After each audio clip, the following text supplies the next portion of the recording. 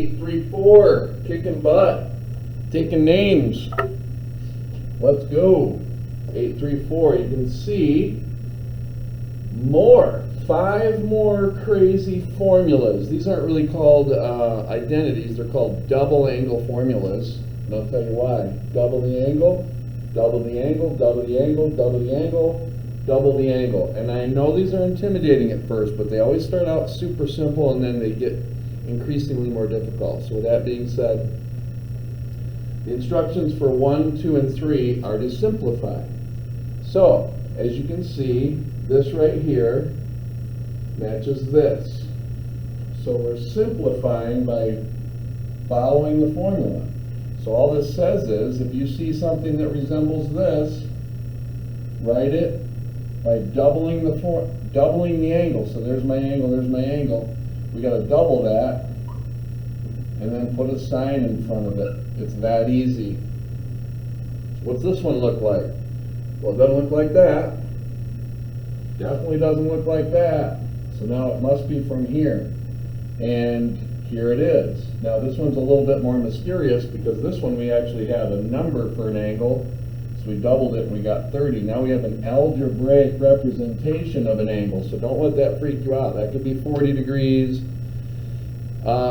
whatever, but it's a representation of a degree measure. So this matches this, which is telling you go that way. So this boils down to cosine as long as you double the angle. So if I double that, that would reduce to x over 2. And there would be my answer. That is simplified. Clearly this must come from this, because we've got a match. So it's telling us to go that way. So it's tangent as long as you double the angle. And the angle's 70, so that's 140 degrees. This is like a warm-up. So, with that being said, I got some new stuff for you. Alright, so let's dive in. We have what's called, and I'll explain why in a minute, but these, as opposed to the previous new formulas you saw, where the angles were doubled, hence the name double angle, these are called half angle identities. Half angle identities, half, because we're dividing by 2, angle identities. But what they're going to say is, they're going to give you a problem like this, and they're going to say use a half angle identity to calculate this. Clearly, you could go sine of 75, enter, get this little decimal.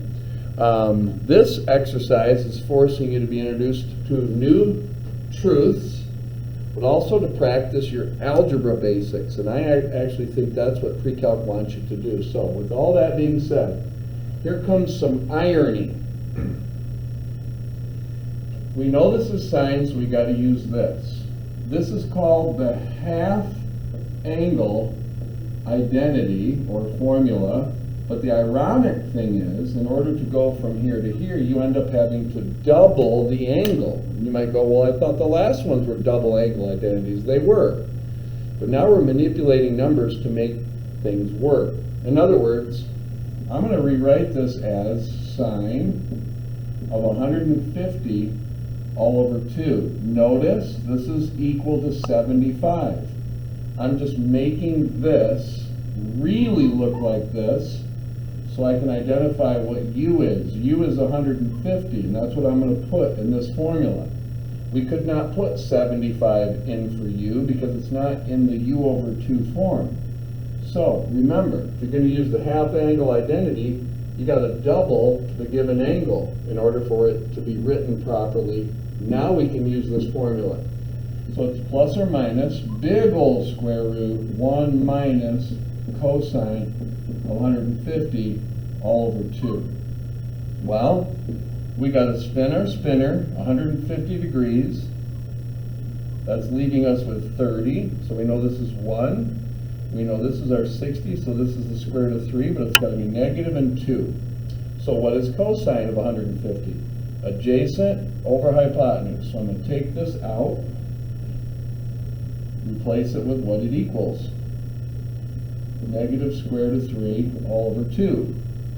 Now it's algebra. We're done with the trig, and there's a lot going on. So here we go. Two negatives make a positive.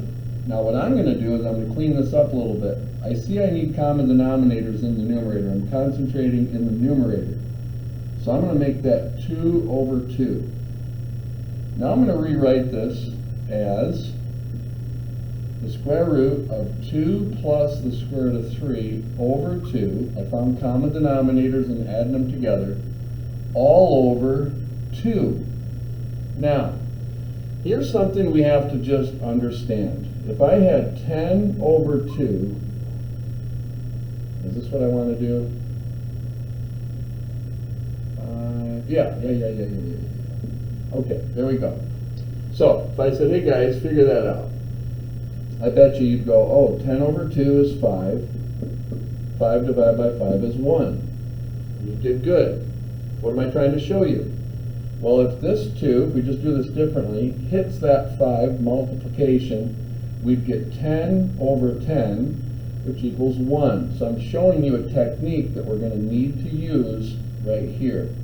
So if this 2 jumped underneath and hit that 2 and we multiplied, we'd get plus or minus the square root of this crazy looking thing all over 4. Here's the good news. Forget about the numerator. What's the square root of 4? It's 2.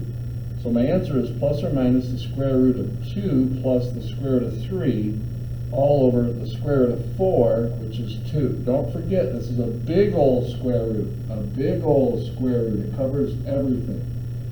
That's why we wanted this 2 to hit that 2, because that makes a 4, and that's easy. Maybe that's the first time you've ever had a square root under a square root in an answer. But there's example 1. Let's tackle example 2. What's the difference? Well, we got radians. But in order to use this formula, we have to double this. So the first thing I'm going to do is I'm going to say, okay, let's go ahead and go pi over 8 times 2. Well, if it cross reduce, that's just pi over 4. So what I really want to understand, what I want you guys to understand, is what I might do is I might take a minute before the radians cloud my mind. I just prefer, and let's just show you what I'm talking about. So I'm going to take, oh yeah, so let me clear that out. I'm going to go 180 divided by 8, and I get 22.5. So this is really cosine of 22.5. But in order to use this formula, I have to double this, so I get cosine, and notice how nice this is, 45 all over 2.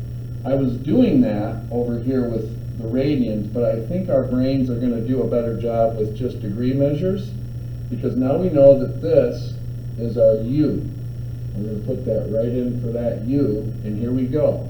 So we get plus or minus big old square root 1 plus cosine of 45 degrees all over 2. And again, goodbye pre-calc, hello algebra. So I'm going to get rid of all this, give myself some room. We have to spin our spinner 45 degrees, 1 square root of 2. So what is cosine of 45 degrees? Adjacent over hypotenuse. So I'm going to replace that with 1 over the square root of 2. Now you're going to see a kind of a repetitive theme compared to the one we just did. I'm going to make this 2 over 2, concentrating on the numerator.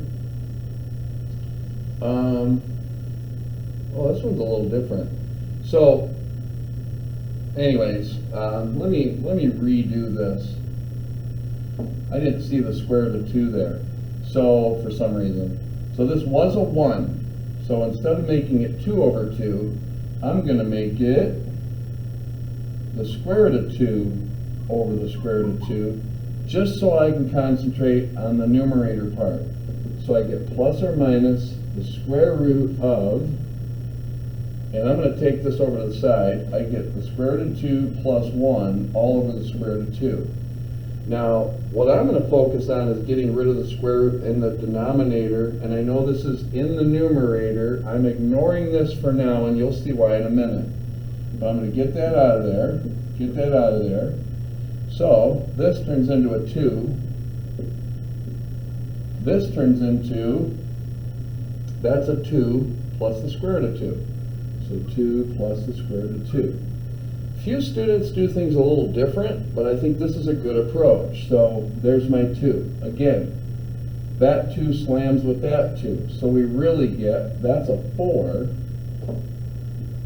And what is the square root of 4? 2. So my answer is plus or minus the square root of the top stuff, 2 plus the square root of 2, all over 2, because the square root of 4 is 2. So the algebra is pretty challenging. The pre-calc, not so much. Last problem. Tangent, 7 pi over 12. Again, I say, let's deal with some numbers by letting pi be 180. I'm going to go 180 divided by 12 first, which is 15, times 7. Come on, eyes. All right, 105. So this actually turns into tangent of 105. But if I'm going to write it like this, I have to double this. So I'm going to get tangent of 210 over 2. And then I say, aha, that's my u. And notice when you do this, these problems are handmade so that if you do it right, you're going to get nice reference angles. In other words, if I spin my spinner, well, let's go ahead and use this formula here. There's no big old square roots. It's just 1 minus cosine of 210 all over sine of 210. So we've got a spinner, 210. There's 180 plus 30. And there we go. There's my 30, so there's my negative 1, negative square root of 3, 2. Well, 1 minus, what's cosine? Adjacent over hypotenuse. Double negatives up there. Sine of 210, opposite over hypotenuse, so negative 1 over 2. We're going to clean up the top here, and I'm going to take that 2 out, make it 2 over 2. And what am I doing on space? I'll come over here. So I'm going to add this together. We got common denominators, so we get 2 plus the square root of 3 all over 2, all over 1/2. Now it looks like a mess. Oh, there's a negative. But don't forget, if I divide a fraction by a fraction, I just multiply by this guy's reciprocal. I'm going to keep the negative with the 2. So that's negative 2 over 1. And so, if I divide, cross reduce, this is a 1, this is a negative 1, so if I hit that with both negative 1s, negative 2 minus the square root of 3. So honestly, this is 90% algebra, 10% pre-calc. So, gotta go viral, you guys. If you like the video, like and subscribe. Good luck on your homework.